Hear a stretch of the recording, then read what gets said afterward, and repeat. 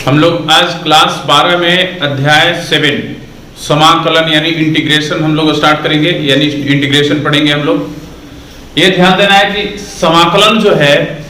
वो अवकलन की विपरीत प्रक्रिया होती है। समाकलन का परिभाषा हम लोग ये लिख सकते हैं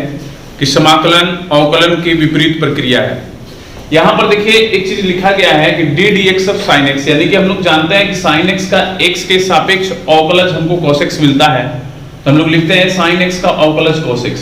इसी चीज को जब इधर से हम लोग इधर पढ़ते हैं तो cos x का प्रति अवकलज साइन x लिखते हैं। यहाँ पर लिखा गया है cos x का प्रति अवकलज साइन x। ठीक है, वह सूत्र जिससे प्रति अवकलज प्राप्त हो फलन का अनिश्चित समाकलन प्राप्त कहलाता है। ये ध्यान रखिएगा कि जिस फलन से हमें प्रति अवकलज प्राप्त हो जाए वही फलन जो होगा वो अनिश्चित समाकलन कहलाएगा, अन्यथा नहीं। प्रति अवकलज ज्ञात करने की यह प्रक्रिया समाकलन कहलाती है। प्रति अवकलज जैसे भी हम लोग ज्ञात करते हैं दो तरीका होता है, या तो हम लोग सूत्र से करेंगे या निरीक्षण विधि से करेंगे। तो यहाँ पर यह ध्यान देने की जरूरत है कि हम लोग करेंगे कैसे, वो आगे चलेंगे। जैसे जैसे हम लोग आगे बढ़ेंगे वैसे वैसे हम लोग को समझ में आएगा कि हमको करना क्या है। यहाँ पर समाकलन का दो पार्ट होता है, लिखा गया है समाकलन में दो पार्ट होता है, एक अनिश्चित समाकलन और एक निश्चित समाकलन, इंडेफिनिट इंटीग्रेशन और डिफिनिट इंटीग्रेशन। अभी जो हम लोग शुरुआत में पढ़ेंगे वो इंडेफिनिट होगा, इसके बाद आगे चलेंगे तो डिफिनिट हो जाएगा। डिफिनिट के मतलब होता है निश्चित, इंडेफिनिट के मतलब होता है अनिश्चित, ये ध्यान रखना है। और अनिश्चित समाकलन में अनिश्चित फलन प्राप्त होंगे हम लोग को जब प्रति अवकलज ज्ञात करेंगे उस समय। तो ऐसी इस स्थिति को समझने के लिए पहले यहाँ पर हम लोग आएंगे समाकलन के अवकलन के व्युत्क्रम प्रक्रिया या प्रक्रम के रूप में हम लोग इसको देखेंगे कि कैसे व्युत्क्रम है वो अवकलन समाकलन का, कैसे व्युत्क्रम या समाकलन अवकलन का कैसे व्युत्क्रम है। तो यहाँ पर हम लोग फिर वही उदाहरण दिए हैं, d D x of sine x equal to cos x, sine x का अवकलज cos x और cos x का प्रति अवकलज साइन x। लेकिन यहाँ पर ध्यान दीजिए कि यदि साइन x लिखे हुए हैं तो भी cos x मिल रहा है, और साइन x के साथ यदि कोई अचर फलन हम लोग ले लेते हैं, जैसे मान लीजिए c, तो इसका भी हम लोग अवकलन करेंगे तो cos x ही मिलेगा, क्योंकि अवकलन में हम लोग जानते हैं फलन का अवकलन तो प्राप्त होता है लेकिन अचर फलन का अवकलन शून्य हो जाता है, इसलिए यहाँ पर cos x प्लस 0 यानी cos x ही मिलेगा। और यहाँ पर जो c है वो निश्चित नहीं है। हम लोग जानते हैं कि कोई भी अचर के लिए जो संकेत हम लोग देते हैं वो निश्चित नहीं होता है, तो c के हम लोग विभिन्न मान यदि हम लोग लेंगे तो विभिन्न फलन हमको प्राप्त होंगे। वही यहाँ पर लिखा गया है कि यहाँ sin x प्लस c का प्रति अवकलज क्या है, cos x है। c के विभिन्न मानों को लेने पर विभिन्न प्रति अवकलज यानी एंटी डेरिवेटिव्स, और एंटी डेरिवेटिव्स को ही हम लोग समाकलन यानी इंटीग्रेशन के नाम से जानते हैं। यहाँ पर आकर के हम लोग लिखे हुए हैं कि प्रति अवकलज जो है वही समाकलन कहलाता है। इससे स्पष्ट होता है कि किसी फलन का प्रति अवकलज या समाकलन अद्वितीय नहीं है। जैसे हम लोग किसी फलन का अवकलन करते थे तो उसका जो अवकलज प्राप्त होता था यानी डेरिवेटिव्स वो अद्वितीय था, यूनिक था। लेकिन यहाँ पर हम लोग जब समाकलन करेंगे अनिश्चित समाकलन में, तो किसी भी फलन का जब हम लोग प्रति अवकलज लिखेंगे तो वो प्रति अवकलज अद्वितीय नहीं होगा, वो बहुत बड़ा होगा, यानी कि पूरे परिवार को वो सूचित करेगा किसी भी समुच्चय के। तो ध्यान देना है यहाँ पर sin x प्लस c, यहाँ c वास्तविक संख्या है यदि मान लेते हैं यहाँ पर, तो c का कोई भी मान रखेंगे, जैसे 1 रखेंगे तो sin x प्लस 1 हो जाएगा, -1 रखेंगे तो sin x माइनस 1 हो जाएगा, जो भिन्न भिन्न फलनों को सूचित करेगा। इसलिए यहाँ पर हम लोग कह सकते हैं कि sin x प्लस c जो है वो विभिन्न प्रकार के फलनों को सूचित करेगा जो अपरिमित होगा यानी कि अनिश्चित होगा, ये ध्यान रखना है। यहाँ पर प्रति अवकलज या समाकलन अद्वितीय नहीं है बल्कि अपरिमित है। अपरिमित के मतलब हम लोग जानते हैं बहुत बड़ा आकार होता है, इसका कोई निश्चित सीमा नहीं होती है कि कहाँ तक है और कितना है। उसी तरह यहाँ पर भी हम लोग को मिलेगा। और ये प्रति अवकलज में जो प्लस c हम लोग जोड़ेंगे इसको हम लोग समाकलन अचर के नाम से जानेंगे, इंटीग्रेशन कांस्टेंट इसको लिखेंगे हम लोग। और यहाँ पर यह भी ध्यान देना है कि ये जो sin x अवकलज के लिए यदि हम लोग sin x का अवकलज करते हैं तो ddx लगाते हैं, उसी तरह समाकलन के लिए भी चिन्ह होता है, उसको भी हम लोग आगे देखेंगे कि समाकलन के लिए हम लोग कौन सा चिन्ह का प्रयोग करते हैं और कैसे समाकलन करेंगे। देखते हैं हम लोग यहाँ पर कि समाकलन के लिए कौन सा चिन्ह का प्रयोग हम लोग करते हैं। किसी फलन f(x) के प्रति अवकलज यानी एंटी डेरिवेटिव्स को ही इंटीग्रेशन कहा जाता है, ये ध्यान रखना है। ये देखिए ये जो साइन है, इस साइन को हम लोग समाकलन के लिए प्रयोग करते हैं, f(x) dx से सूचित किया जाता है, और इसको यानी कि इंटीग्रेशन f(x) dx को x के सापेक्ष फलन fx का अनिश्चित समाकलन पढ़ा जाता है। याद रखना है कि फलन fx का x के सापेक्ष अनिश्चित समाकलन, या इसे हम लोग शॉर्टकट में इंटीग्रेशन fx dx भी हम लोग पढ़ते हैं, ठीक है। और यहाँ पर जो fx होगा dx के सापेक्ष, यहाँ पर fx dx होगा, यानी कि x के सापेक्ष हम लोग अवकलन करेंगे, तो यहाँ पर fx प्लस c के रूप में हमको समाकलन प्राप्त होगा। जो fx है वो इस fx का प्रति अवकलज है, ये ध्यान रखना है यहाँ पर। और जैसे मान लीजिए कि d dx of sin x equal to cos x, तो cos x का प्रति अवकलज हो गया sin x। और यहाँ पर ध्यान देना है कि जब हम लोग इसको लिखेंगे प्रति अवकलज के लिए यदि इंटीग्रेशन का चिन्ह लगाएंगे तो यहाँ पर इंटीग्रेशन cos x dx हो जाएगा, क्योंकि इसमें चर जो है वो x है, तो x के सापेक्ष हम लोग समाकलन करेंगे। और यहाँ पर हमको मिलेगा sin x प्लस c, जो हम लोग यहाँ पर देख चुके हैं, तो sin x प्लस c मिलेगा, जहाँ c समाकलन अचर होगा, ठीक है। इसमें जो हम लोग अभी fx dx लिखे हैं, इसमें जो fx है वो समाकल्य कहलाता है। यहाँ पर लिखा गया है कि समाकल्य, fx को समाकल्य कहा जाता है। और जो ये हम लोग यहाँ पर लिखे हुए हैं कि d dx of sin x equal to cos x, इसमें जो cos x ही fx है आपका, ध्यान दीजिएगा कि cos x का प्रति अवकलज, क्योंकि cos x ही हम लोग fx की जगह पर लिखे हैं, तो ये समाकल्य हो जाएगा। और ये जो हमको प्राप्त हुआ है फलन में sin x, यहाँ पर जो इसका रिजल्ट हमको प्राप्त हो रहा है, इसको हम लोग समाकल कहते हैं, ध्यान रखना है, समाकल। और fx dx में x जो होगा वो समाकलन का चर कहलाता है। हम लोग अब इस पर जो सूत्र है उसको हम लोग देखेंगे। हम लोग यहाँ पर देखेंगे कि अवकलज से जो सूत्र हम लोग प्राप्त किए थे पीछे, उसी सूत्र से हम लोग समाकलन का सूत्र कैसे ज्ञात करते हैं। अभी पीछे एक सूत्र हम लोग देख चुके हैं, इसका d dx of sin x equal to cos x का, उसी तरह यहाँ पर देखते हैं हम लोग जानते हैं कि x to the power n की तरह यदि कोई फलन होता है तो उसका अवकलन क्या होता है, d dx of x to the power n equal to हम लोग क्या लिखते हैं, n into x to the power n minus 1, यानी कि अवकलन में पावर पीछे हो जाता है और एक पावर से उसके जो चर होता है उसके पावर से एक घट जाता है। उसी तरह यहाँ पर देखिए लिखा गया है कि x to the power n का अवकलन हम लोग समाकलन ज्ञात करने के लिए हम लोग को x to the power n जो होगा वो अवकलज के स्थान पर लिखना होगा, और उसके बाद प्रति अवकलज के स्थान पर ऐसा हम लोग फलन लिखेंगे ताकि जिसका हम लोग समाकलन करें तो वो फलन हमको प्राप्त हो जाए, ये ध्यान रखना है। तो यहाँ पर हम लोग देख रहे हैं कि x to the power n plus 1 है, तो ध्यान दीजिएगा यहाँ पर कि dx to the power n plus 1 और बटा में n प्लस 1 है। तो इसमें हम लोग जानते हैं कि n प्लस 1 जो है वो कांस्टेंट है, तो उसको हम लोग बाहर ले लेंगे और अवकलन किस चीज का करेंगे, dx to the power n plus 1 का x के सापेक्ष, ठीक है। तो हम लोग क्या लिखेंगे, 1 बाई n प्लस 1, हम लोग जानते हैं कि पावर पीछे होता है, तो पावर n प्लस 1 है, पीछे हो जाएगा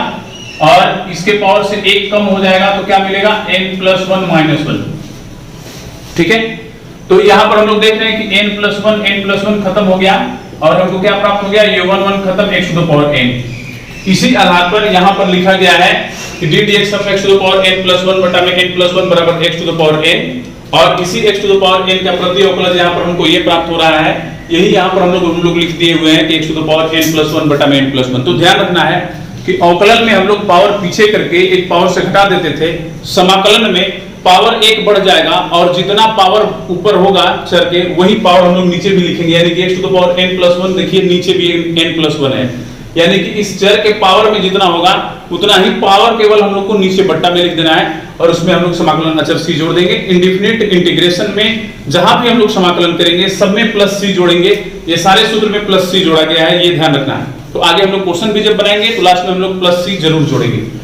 यहाँ पर देखिए इसी का विशिष्ट स्थिति है कि यदि हम लोग देखते हैं कि अवकलन हम लोग करते हैं x का x के सापेक्ष तो 1 मिलता है, उसी तरह 1 का समाकलन, तो 1 का समाकलन करेंगे यानी कि 1 dx हो जाएगा, तो 1 तो दिखाई देता नहीं है, इसलिए यहाँ पर केवल dx लिखा गया है, तो dx का समाकलन क्या हो जाएगा, x प्लस c, यानी कि x का 1 होता है तो 1 का समाकलन x होगा, x प्लस c हमको प्राप्त हो जाएगा। यानी कि इसका मतलब यह है कि यदि किसी फलन का हम लोग अवकलज ज्ञात किए हैं जिसको हम लोग प्रति अवकलज कहते हैं, तो प्रति अवकलज हमको प्राप्त हो जाता है। जैसे यहाँ पर 1 का प्रति अवकलज x है, तो x हमको समाकलन द्वारा ही फिर प्राप्त होगा, यानी कि इसका देखिए यहाँ पर x का 1 कर दिया और यहाँ पर 1 का x हो जा रहा है, यानी कि समाकलन में फिर वही फलन प्राप्त हो जाती है जिस फलन को हम लोग अवकलन करते हैं, ये ध्यान रखना है। फिर उसके बाद sin x का cos x, तो cos x का sin x हम लोग पढ़े हुए हैं अवकलन में कि sin x का cos x होता है, और यहां पर देख लीजिए cos x का sin x हो गया, जबकि अवकलन में हम लोग cos x का माइनस sin x पढ़े थे, लेकिन यहां पर cos x का इंटीग्रेशन क्या हो गया sin x, ये ध्यान रखना है। यहां d dx of cos x equal to minus sin x है, यहां पर देख लीजिए थोड़ा सा d dx of cos x equal to minus sin x हम लोग पढ़े हुए हैं, और अवकलन में cos x बराबर माइनस sin x होता है, और हम लोग को sin x का प्रति अवकलन ज्ञात करना है, तो इधर जो माइनस है उस माइनस को हम लोग इस फलन के साथ कर देंगे यहां पर, तो d dx अब क्या हो जाएगा माइनस cos x, और इधर बचेगा sin x, तब हम लोग लिखेंगे इसका प्रति अवकलन। अब हम लोग लिखेंगे sin x का प्रति अवकलन बराबर माइनस cos x, हम सूत्र लिखे हैं, सूत्र के हिसाब से हम लोग यहां पर बदले हुए हैं, ध्यान रखना है। और आपकी किताब में ये यहाँ पर माइनस लगा दिया गया है, d dx of minus cos x equal to sin x लिखा गया है, वही जो हम यहाँ पर हम लोग किए इसी तरह से किताब में आपकी लिखा गया है, लेकिन यहाँ पर हम लोग ओरिजिनल सूत्र लिखे हैं जो हम लोग पढ़े हुए हैं। तो d dx of cos x equal to minus sin x, minus को हम लोग इस फलन के साथ कर देंगे, तो minus cos x, d dx of minus cos x का हम लोग अवकलन करेंगे तो sin x ही प्राप्त होगा, क्योंकि cos x का अवकलन माइनस sin x होता है, माइनस माइनस प्लस हो जाएगा, तो sin x ही हमको प्राप्त होगा, इसलिए sin x dx का अवकलन क्या हो जाएगा समाकलन minus cos x plus c। उसी तरह tan x का अवकलन sec स्क्वायर x होता है, तो sec स्क्वायर का समाकलन tan x होगा, यहाँ लिखा गया है। cot x का माइनस cos स्क्वायर x होता है, तो माइनस को फिर हम इस फलन के साथ कर देंगे, तो d dx of minus cot x equal to cos square x हो जाएगा, और cos स्क्वायर x का समाकलन हमको मिल जाएगा माइनस cot x, तो minus cot x plus c लिख देंगे। sec x का हम लोग पढ़े हैं sec x into tan x, समाकलन में sec x into tan x का sec x प्लस c हो जाएगा। उसी तरह उसका अपोजिट cos x का minus cos x into cot x, तो माइनस को फिर इस फलन के साथ हम लोग रख देंगे, तो माइनस cos x हो जाएगा, तो हमको क्या मिलेगा cos x into cot x का समाकलन क्या मिलेगा माइनस cos x, यहाँ पर हम लोग लिख दिए हैं, और प्लस c जोड़ेंगे ही। यहाँ पर sin इनवर्स x का अवकलन हम लोग पढ़े हैं 1 by under root 1 minus x square, तो 1 by under root 1 minus x square dx का समाकलन हमको मिलेगा sin inverse x plus c। एक चीज याद रखिएगा, cos इनवर्स x का हम लोग पढ़े थे समाकलन minus 1 by under root 1 minus x square, तो चलिए इस माइनस को हम लोग इस फलन के साथ रखेंगे, तो माइनस cos इनवर्स x हो जाएगा, यानी कि ये भी फलन हमारा वही प्राप्त हो जाएगा जो ये प्राप्त हुआ है 1 by under root 1 minus x square। देखिए दोनों समाकलन एक ही है, 1 by under root 1 minus x square, यानी कि इसका समाकलन एक बार हम लोग sin inverse x plus c भी लिख सकते हैं, और उसी फलन का समाकलन हम लोग minus cos inverse x plus c भी लिख सकते हैं, ये ध्यान रखना है। उसी तरह tan और cot में भी होता है, tan का अवकलन हम लोग जानते हैं 1 by 1 प्लस x स्क्वायर होता है, और cot का अवकलन minus 1 by 1 plus x square होता है, लेकिन यहाँ पर समाकलन में 1 by 1 plus x square dx का एक बार हम लोग tan inverse x plus c लिखे हैं, और एक बार हम लोग cot inverse x plus c लिखे हैं, लेकिन माइनस में है। तो ध्यान रखना है कि जहां जिस फलन की जरूरत होगी इसका अवकलन को हम लोग को यदि tan के रूप में बदलना होगा तो इस सूत्र का प्रयोग कर लेंगे, यदि cot के रूप में बदलना होगा तो इस सूत्र का प्रयोग करेंगे, लेकिन उसमें माइनस का प्रयोग होगा, ये ध्यान रखना है। यानी कि माइनस इसके साथ होगा, यदि इसके साथ माइनस होगा तब हम लोग वैसा लिख सकते हैं, ये ध्यान रखना है। sec इनवर्स x और cosec इनवर्स x दोनों एक ही चीज है। sec इनवर्स x का अवकलन हम लोग पढ़े हैं 1 by x into under root x square minus 1, तो 1 by x into under root x square minus 1 का sec inverse x plus c हो जाएगा। उसी तरह cosec इनवर्स x में भी देखिए केवल माइनस का अंतर है, तो ध्यान देना है कि यदि यहाँ पर माइनस में यदि है, माइनस को हम लोग बाहर कर लेंगे तो इसका समाकलन हम लोग cosec इनवर्स x लिख सकते हैं। एक्सपोनेंशियल x का जैसे अवकलन में हम लोग करते थे एक्सपोनेंशियल x ही होता था, उसी तरह समाकलन में भी एक्सपोनेंशियल x का समाकलन एक्सपोनेंशियल x ही होगा, यानी कि इंटीग्रेशन, और उसमें c हम लोग जोड़ देंगे। log x का होता है 1 by x, हम लोग अवकलन में पढ़े हुए हैं, लेकिन यहाँ पर 1 by x का log x जो है वो मापांक में हो जाएगा यहाँ पर, क्योंकि कभी कभी जो x होता है वो निगेटिव भी प्राप्त होता है, जिसको हम लोग पॉजिटिव कर लेते हैं। ठीक है, यहाँ पर देखिए हम लोग पढ़े थे a to the power x का, और a to the power x के लिए हम बताए थे कि क्या होता है, a to the power x बराबर होता है एक्सपोनेंशियल x log a। इसका जब हम लोग अवकलन करेंगे, इसका यही फलन ये है, इसका जब हम लोग अवकलन करेंगे तो इसमें log a जो है वो कांस्टेंट है, लेकिन ये एक्सपोनेंशियल x के फॉर्म में है, तो एक्सपोनेंशियल x का अवकलन एक्सपोनेंशियल x ही होता है। यदि इसका अवकलन करेंगे तो एक्सपोनेंशियल x log a मिलेगा, और हम लोग जानते हैं कि एक्सपोनेंशियल x का फंक्शन होता है, तो इसमें x के जगह पर x log a है, जिसमें log a कांस्टेंट है, उसको हम लोग बाहर रखेंगे, x का अवकलन करेंगे तो x का अवकलन तो 1 हो जाएगा, तो 1 होगा तो क्या मिलेगा log a,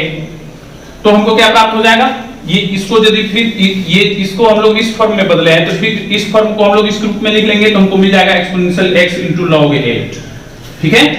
अब यहां पर हम लोग देखिए a to the power x का हम लोग अवकलन किए हैं तो इतना मिला है, और हमको a to the power x का समाकलन ज्ञात करना होगा। तो इधर जो a to the power x को छोड़ करके जो अवकलन हमको प्राप्त हुआ है a to the power x को छोड़ करके जो भी बचा है उसको सबको इस फलन के साथ रख देंगे। तो इसको जब इधर लेके आएंगे इस साइड में तो बट्टा में हो जाएगा a to the power x बट्टा में हो जाएगा log a, वही यहां पर लिखा गया है a to the power x बट्टा में log a बराबर a to the power x, और a to the power x का समाकलन क्या होगा ये ध्यान रखना है a to the power x बटा में log a प्लस c। ठीक है, ये हम लोग का सूत्र है। आगे भी हम लोग जैसे जैसे बढ़ेंगे वैसे वैसे हम लोग को नया सूत्र भी मिलेगा। ये पीछे अवकलन की सहायता से हम लोग ये सारा सूत्र समाकलन का ज्ञात कर चुके हैं ताकि हम लोग को क्वेश्चन बनाने में आसानी रहे। हम लोग समाकलन के कुछ गुणधर्म देखेंगे। यहाँ पर 5 गुणधर्म दिए गए हैं, जिसका पहला गुणधर्म हम लोग लिखे हैं यहाँ पर कि d D x of integration f x equal to d x equal to f x. ये होता है यदि किसी भी फलन का समाकलन का अवकलज यदि हम लोग ज्ञात करेंगे तो जिस फलन का समाकलन हम लोग यहाँ पर लिखे हुए हैं वही फलन हमको प्राप्त हो जाता है। और यदि किसी भी फलन के अवकलज का यदि हम लोग समाकलन ज्ञात करते हैं तो फिर वही फलन यानी कि एफ एक्स हमको प्राप्त हो जाता है, क्योंकि हम लोग जानते हैं अवकलज में एफ एक्स का अवकलज एफ डैश एक्स होता है एक्स के सापेक्ष। तो यहाँ पर सबसे पहले हम लोग पहले मान लेंगे कि माना कि बड़ा एफ जो है वो छोटा एफ का प्रति अवकलज है। प्रति अवकलज मतलब आप लोग समझते हैं समाकलन। तो इसे हम लोग क्या लिख सकते हैं कि समाकलन में ध्यान दीजिएगा कि समाकलन में एफ एक्स डी एक्स बराबर हमको एफ एक्स लिखना होगा और यहां पर सी। हम लोग यहां पर ध्यान देंगे कि यदि दोनों ओर से हम लोग डी डी एक्स यानी कि एक्स के सापेक्ष अवकलन करेंगे, दोनों ओर लिख देते हैं यहां पर कि दोनों ओर एक्स के सापेक्ष अवकलन करने पर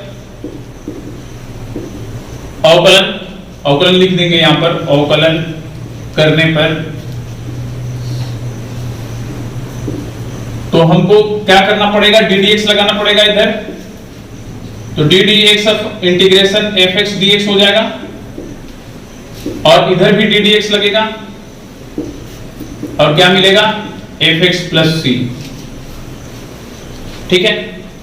तो हम लोग जानते हैं अवकलज का नियम कि यदि दो फलन है प्लस में u प्लस v के रूप में है तो दोनों के साथ डी डी एक्स लगता है। तो यहां पर डी डी एक्स ऑफ हम लोग लिखेंगे एफ एक्स और फिर यहां पर लिखेंगे डी डी एक्स ऑफ सी,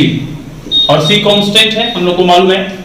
तो यहां पर देखिए हम लोग माने हुए हैं कि f जो है ये बड़ा f जो है वो छोटा f का प्रति अवकलज है। तो जब यहां पर उसी f का बड़ा f का हम लोग अवकलज ज्ञात करेंगे तो हमको छोटा fx प्राप्त होगा यानी कि fx हो जाएगा यहां पर, और ये जो कांस्टेंट है वो 0 हो जाएगा। तो हमको क्या मिल जाएगा fx। जो पहला मेरा सूत्र है पहला उसको हम लोग सिद्ध कर चुके हैं यहां पर। फिर इसको हम लोग लिखेंगे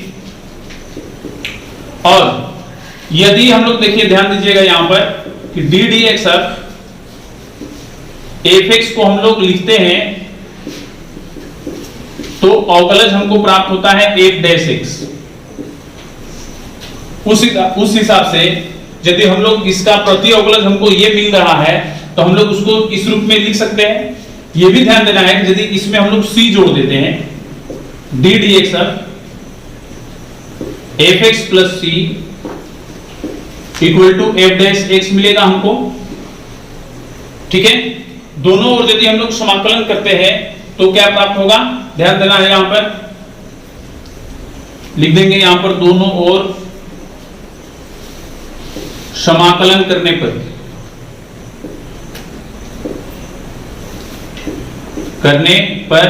तो हमको इधर समाकलन में हो जाएगा D D x of F x plus C और इधर हो जाएगा समाकलन में एफ डैश एक्स। ठीक है, और यदि ये x चर है तो इसमें हम लोग dx लगा देंगे, x के सापेक्ष हम लोग समाकलन करेंगे। तो यहां पर हमको क्या प्राप्त होगा,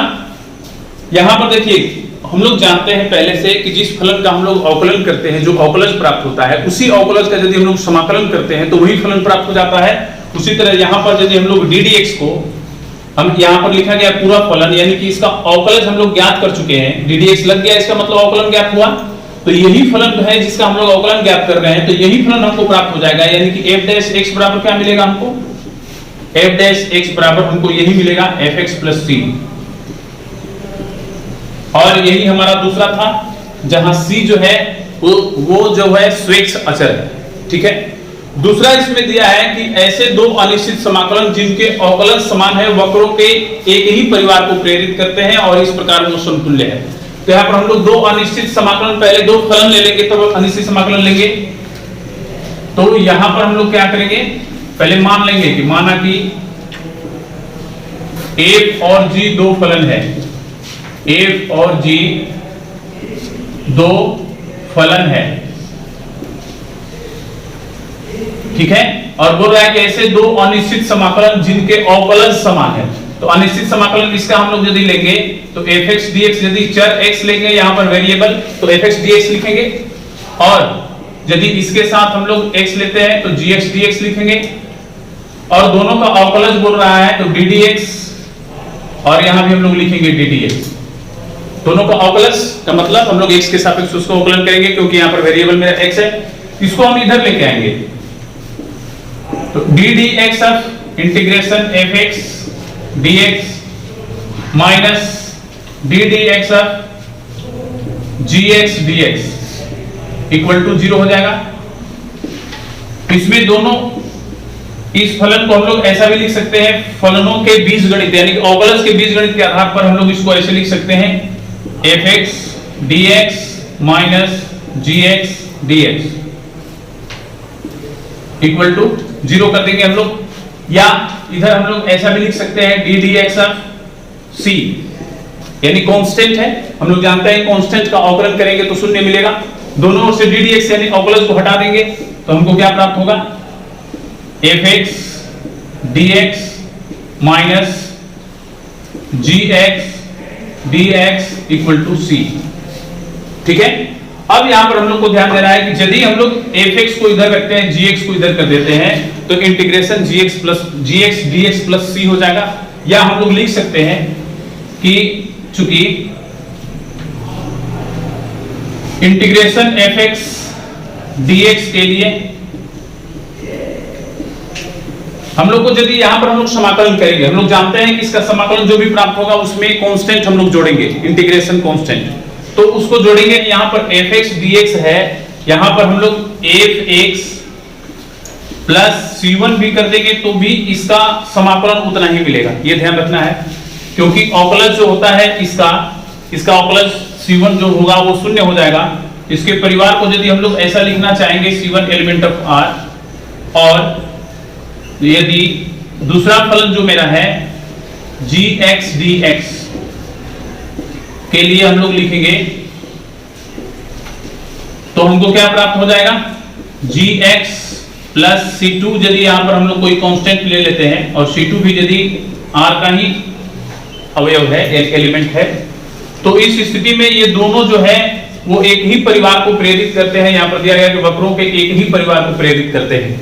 तो यदि इनको दोनों को हम लोग एक ही परिवार मान लें तो इस स्थिति में ये और ये दोनों सेम हो जाएगा। तो लिखेंगे यहां पर कि चूंकि यह एक ही परिवार को प्रेरित करते हैं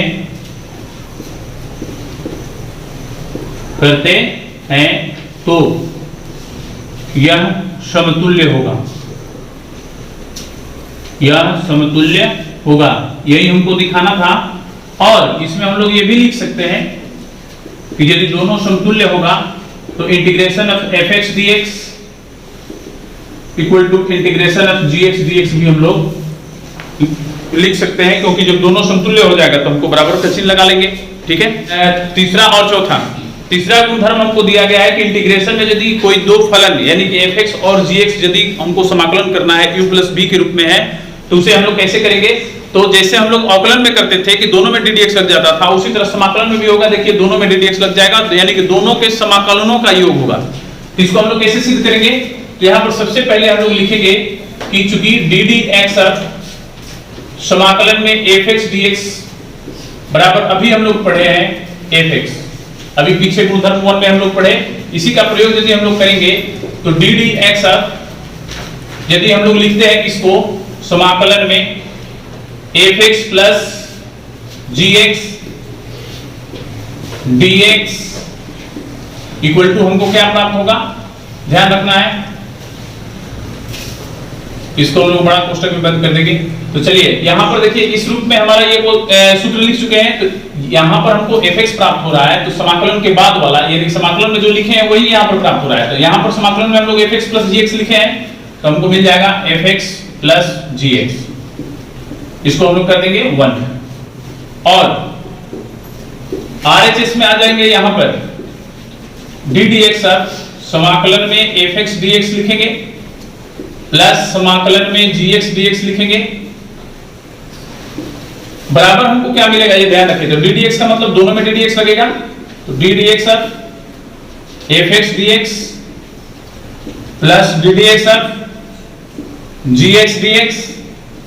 और हम लोग जानते हैं कि इसके बराबर क्या होता है, अभी हम यहां पर लिखे भी हैं fx, उसी तरह इसका क्या हो जाएगा gx, और इसको हम लोग कर देंगे 2 1 और 2 दोनों का RHS बराबर है तो LHS बराबर कर सकते हैं। तो लिखेंगे 1 और 2 से हम लोग क्या लिख देंगे, इंटीग्रेशन में fx plus gx dx equal to हमको मिलेगा integration of fx dx plus integration of gx dx। ये हमारा तीसरा गुणधर्म था। चौथा गुणधर्म भी ठीक इसी प्रकार है, हम लोग लिखेंगे यहाँ पर कि चूंकि ddx पहले LHS का करते हैं k fx dx equal to क्या लिखेंगे, तो अभी देखते हैं यहाँ पर हम लोग लिखे हुए हैं ddx ऑफ इंटीग्रेशन में जो होता है वही प्राप्त होता है, तो ये हमको यहाँ पर प्राप्त हो जाएगा यानी k fx, इसको हम लोग कर देंगे 1 और फिर इसके साथ ddx लगाएंगे तो हमको क्या मिलेगा k इंटू इंटीग्रेशन में fx dx, और हम लोग जानते हैं कि k कांस्टेंट है तो k को हम लोग बाहर कर लेते हैं अवकलन की प्रक्रिया से, तो ddx अपन को क्या मिल जाएगा fx dx, और हम लोग जानते हैं कि इसके बराबर fx होता है तो हम लोग यहाँ पर fx लिख देंगे, इसको कर देंगे समीकरण नंबर 2 1 और 2 से 1 और 2 से हम लोग को देखिए दोनों का RHS सेम मिल रहा है तो LHS को हम लोग बराबर कर देंगे, यानी कि इसका LHS तो दोनों ओर से हम लोग बराबर करेंगे तो ddx छूट जाएगा, तो यहाँ पर इसके बराबर इसको हम लोग लिख देंगे, तो लिखेंगे समाकलन में k fx dx equal to k into fx dx। ये ध्यान रखना है कि जब हम लोग LHS बराबर करेंगे 1 और 2 का RHS तो बराबर है, तो दोनों ओर दोनों इधर भी ddx मिलेगा इधर भी ddx मिलेगा, तो दोनों ओर से ddx छोड़ देंगे तो यही हमको प्राप्त हो जाएगा। ठीक है, इसका जो पांचवा गुणधर्म है वो इसी टाइप का गुणधर्म है, इसी टाइप का गुणधर्म है कि यदि समाकलन में हम लोग k1 fx प्लस ध्यान दीजिएगा k2 fx या इस टाइप का यदि हम लोग को प्राप्त हो रहा है तो हम लोग इसका समाकलन कैसे करेंगे, तो जैसे एक का किए हैं उसी तरह सारा का भी करेंगे, यानी कि हम लोग जान चुके हैं कि ये जो फलन है यदि 2 के रूप में है तो दोनों में इंटीग्रेशन लगेगा, n फलनों के प्लस के रूप में होगा तो n फलन में भी हमको समाकलन का प्रयोग कर देंगे, तो यहाँ पर हमको क्या प्राप्त होगा k1 into fx dx plus k2 into integration fx dx, ऐसे हम लोग को प्लस प्लस करके यदि जितना पद होगा उतना पद हमको प्राप्त हो जाएगा। तो इस एक्सरसाइज के लिए यानी कि प्रश्नावली 7.1 के लिए जितना हम लोग को सूत्र पढ़ना था वो हम लोग देख चुके हैं। अगले क्लास में हम लोग प्रश्नावली 7.1 बनाएंगे। आज के लिए इतना ही, धन्यवाद।